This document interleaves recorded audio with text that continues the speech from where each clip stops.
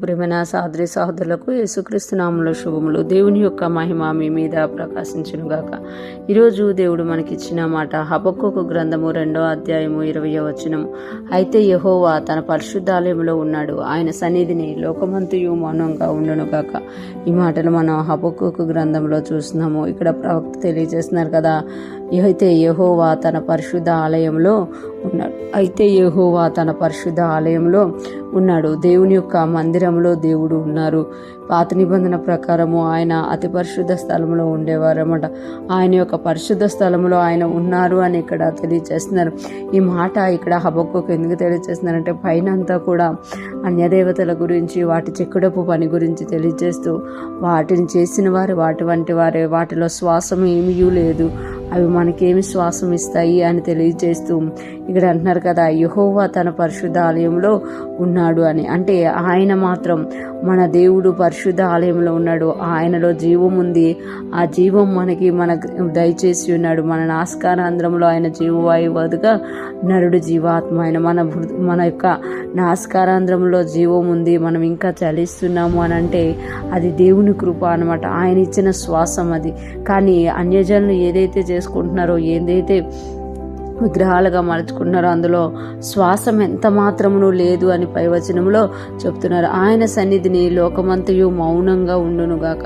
దేవుని సన్నిధిలో అంటే లోకమంతయు మౌనంగా ఉంటుంది అని ఇక్కడ తెలియజేస్తున్నారు. ఎందుకు అంటే దేవుడే అన్నిటికీ సృష్టికర్త, దేవుడే అన్నిటి మీద సర్వాధికారి.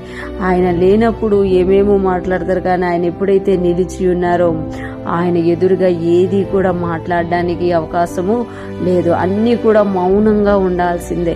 ఈరోజు మనం వెళ్తున్న ప్రతి పరిస్థితి కూడా దేవుని సన్నిధిలో మౌనంగా ఉండాల్సిందనమాట. కొన్నిసార్లు మనము భయపడిపోతూ ఉంటాము, మన చుట్టూ జరుగుతున్న వాటిని చూసినప్పుడు బెదిరిపోతూ ఉంటాము. కానీ దేవుడు తన పరిశుద్ధ ఆలయంలో ఉన్నాడు. మనమే ఆయన పరిశుద్ధ ఆలయంలో ఉంటాం.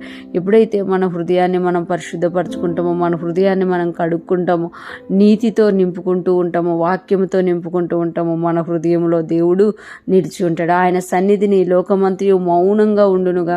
మనం ఎప్పుడైతే ఆయన సన్నిధితో నింపబడతామో మన చుట్టూ ఉన్న ప్రతి పరిస్థితి కూడా మౌనమైపోతాయి అన్నమాట. అవి మన మీద అధికారము చూపించలేకపోతాయి అన్నమాట. ఈరోజు ప్రశ్న వింటున్న ప్రతి ఒక్కరూ జ్ఞాపకం చేసుకోవాలి, మనము పరిశుద్ధముగా ఉన్నప్పుడు మన హృదయాల్లో దేవుని యొక్క ఆత్మ ఉంటుంది. దేవుడు మనలో నిలిచి ఉంటాడనమాట.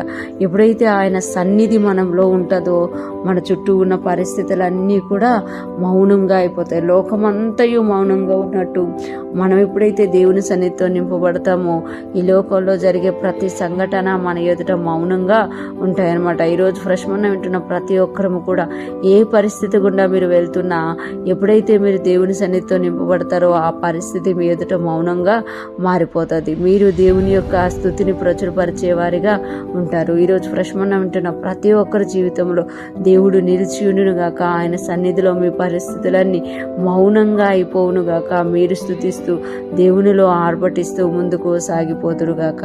ఆమేన్.